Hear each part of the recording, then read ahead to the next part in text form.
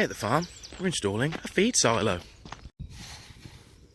Echo. Oh.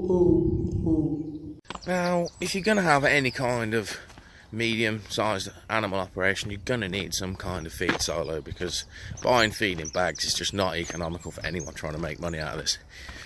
If you can get yourself a feed silo cheap off eBay or something, that's the ideal situation. That's what I've done today. Got one coming that's, I believe, 25 years old, but still in grand condition. But this, literally about 20% of the price of a brand new one, and it does the same job. So either get an old one or try and make one yourself, but you're definitely going to want a feed bin.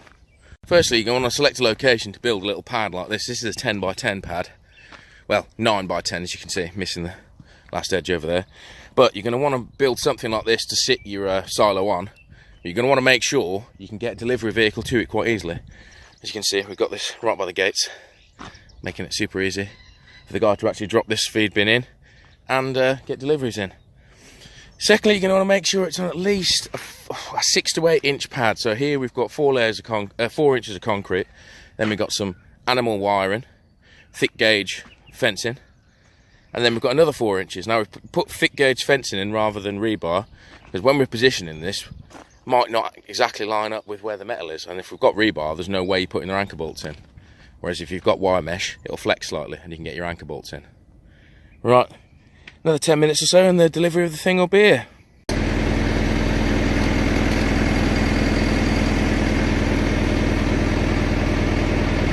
And she's in. The big feed bin. Now this is a 10-ton feed bin. As I said, second hand, but pretty good condition. Been half painted already by the previous owner, so just a little bit of a touch up with the green paint for us. And the next step is got to get 1 or 2 of these metal plates under that corner there and square it up a bit to the pad. Now once you've got it in position, it's not too difficult to move about a little bit at a time. All you need to do is get some sort of a metal bar. We've been using this thing here. You literally just push it under the foot a little bit, lever it over, do it again and again and again until you get that foot in roughly the right position that you want it. And it should sort of rotate on the other feet that are touching the ground in a bit of a circle, slightly square circle, if you can visualise what I mean. Sort of makes it fairly easy to move around anyway. You don't need a big machine to move these, just an iron bar, bit of strength.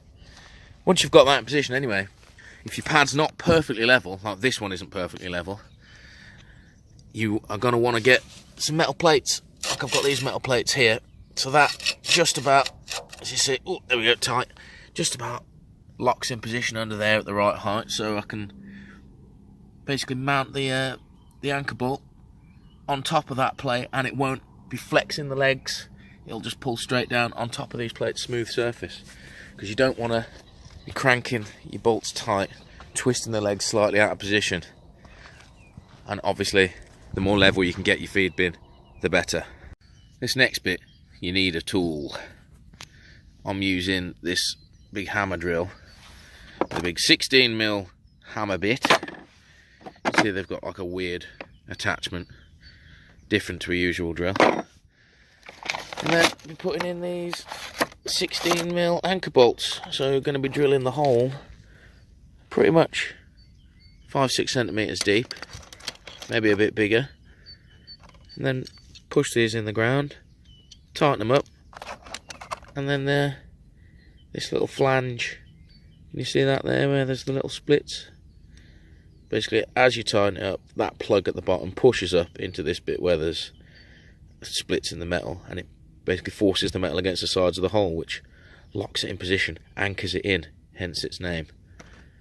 Right, let's start drilling some holes.